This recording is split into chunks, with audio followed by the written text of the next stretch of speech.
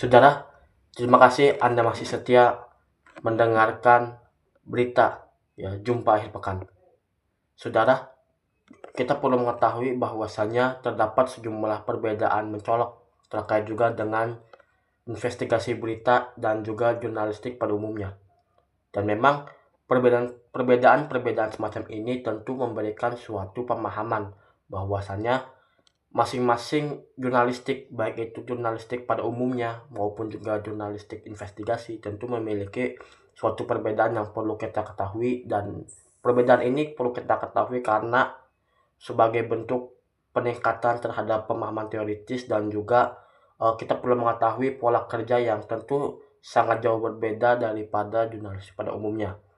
Dan memang secara spesifik jurnalistik investigasi berita memang lebih mengarah kepada sesuatu isi informasi yang memang berupaya untuk mengungkap sesuatu hal yang memang masih dicurigai dan juga tersembunyi suatu kasus yang hendak ditelusuri.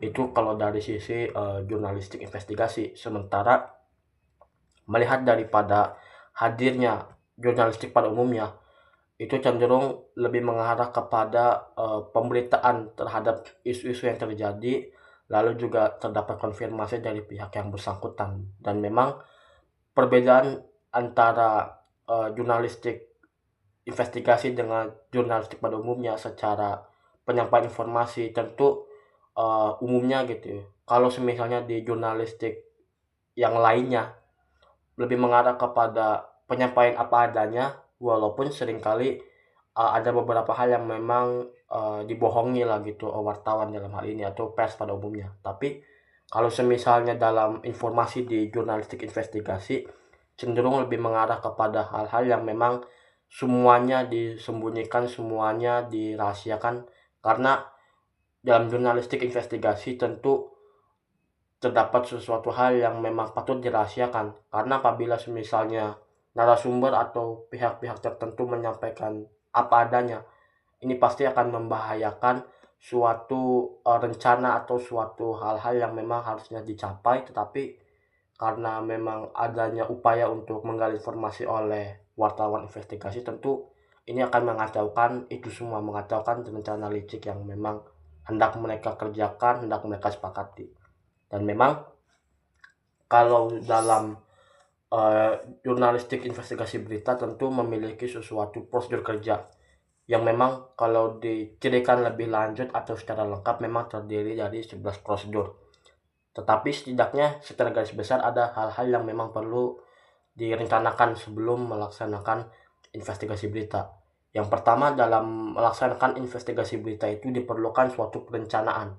Perencanaan ini yang dimaksudkan adalah apa permasalahan yang tengah terjadi atau isu apa yang akan diinvestigasi untuk nantinya akan dilaporkan kepada publik untuk ditelusuri lebih dalam.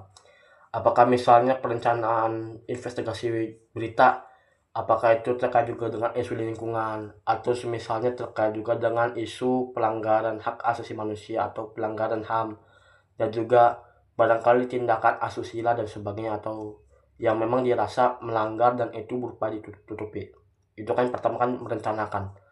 Lalu selain itu juga perencanaan dalam artian hal apa yang hendak diselidiki, lalu juga perlu melakukan analisa juga, analisa go and not go. Jadi maksudnya go and not go itu adalah ketika misalnya seorang wartawan bersama instansi hendak menelusuri investigasi berita, apakah memang ini beresiko atau tidak, atau kalau misalnya beresiko, seperti apa penyelesaian atau hal-hal yang perlu misalnya dihadapi yang perlu dilakukan.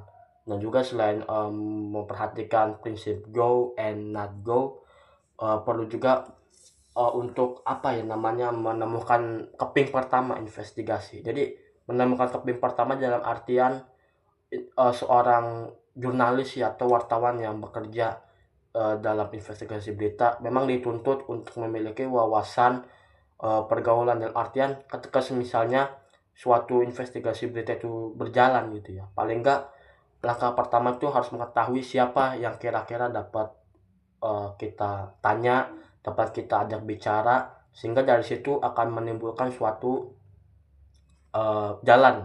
suatu pintu-pintu dalam melaksanakan investigasi berita. Karena seringkali melaksanakan investigasi berita tidak semua orang mau untuk diwawancarai, atau paling tidak kalaupun misalnya diwawancarai, informasi telah diberikan, kita perlu menghormati semacam privasi dia, tidak disebutkan nama, lalu juga paling tidak poin-poin penting apa yang dia sampaikan kita catat atau kita dokumentasikan dengan baik dan juga secara rahasia. Selain itu, yang selanjutnya adalah setelah barangkali menemukan narasumber lalu juga berkompromi terkait juga hal-hal yang memang perlu dibicarakan, selain itu perlu juga mengumpulkan sejumlah bukti.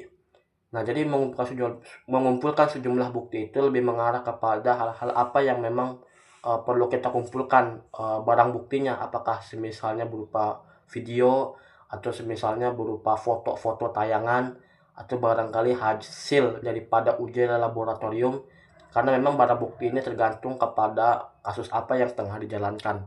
Dan memang dalam jurnalistik investigasi berita, barang bukti tidak selalu melulu soal data kuantitatif, tapi bagaimana juga data kualitatif, atau umpama pengakuan-pengakuan dari pihak yang bekerja sama ternyata dirugikan. Nah, itu bisa jadi suatu uh, landasan juga. Dan juga memang dalam mengumpulkan bukti ya tentu tidak mudah dan banyak hal yang memang menguras waktu, pikiran, serta tenaga. Lalu selain itu juga melakukan koreksi-koreksi terhadap bukti-bukti yang telah dikumpulkan. Artinya adalah ketika bukti itu telah hadir, baik itu hasil uji laboratorium atau misalnya barangkali tayangan-tayangan, itu memang perlu dikoreksi dalam artian bagaimana nih pesan-pesannya supaya bisa kronologis dan juga dapat dipertanggungjawabkan kebenarannya. Ya, dan pemeriksaan itu juga tidak sebentar dan memerlukan banyak orang gitu. Paling tidak melibatkan kepada ahli penyunting atau misalnya mungkin pimpinan redaktur misalnya. Lalu juga yang terakhir itu adalah publikasi. Jadi kalau misalnya dalam investigasi berita setelah bukti dikumpulkan, informasi telah diperoleh, ya mempublikasi, baik itu melalui media online, media baru maupun juga media lama seperti majalah, melalui televisi. Karena bagaimanapun informasi rahasia itu kalau memang sudah kuat buktinya ya harus dipublikasi. Walaupun dalam hal ini kelanjutan apakah misalnya polisi atau mungkin jaksa yang mengadili yang bersangkutan atau menutup instansi tertentu itu kembali kepada mereka. Yang jelas jurnalistik itu atau jurnalis ya hanya mengabarkan beritanya saja, dan juga terdapat resiko dalam melakukan investigasi berita, apakah memang mereka nanti akan diteror atau misalnya ada ancaman nyawa. Dan juga memang para jurnalis yang bergerak di investigasi berita cenderung dibekali oleh sejumlah alat-alat canggih, terutama kamera mata-mata gitu, apakah itu berbentuk vape atau mama rokok yang nanti situ terselip kamera, atau misalnya alat perekam suara, atau barangkali kacamata yang memang bisa merekam kejadian-kejadian itu, yang tentu hal-hal semacam ini kan sesuatu hal yang mahal dan eksklusif, artinya tidak semua orang bisa memiliki.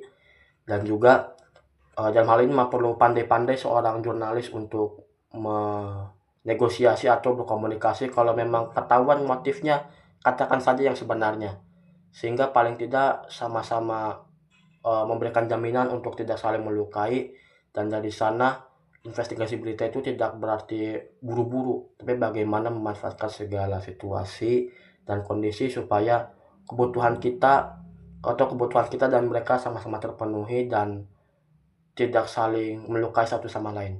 Jadi itulah pemirsa dalam program Jumpa Akhir Pekan bersama saya Ivan Zulkais. Kurang lebih mohon maaf. Wassalamualaikum warahmatullahi wabarakatuh dan sampai jumpa.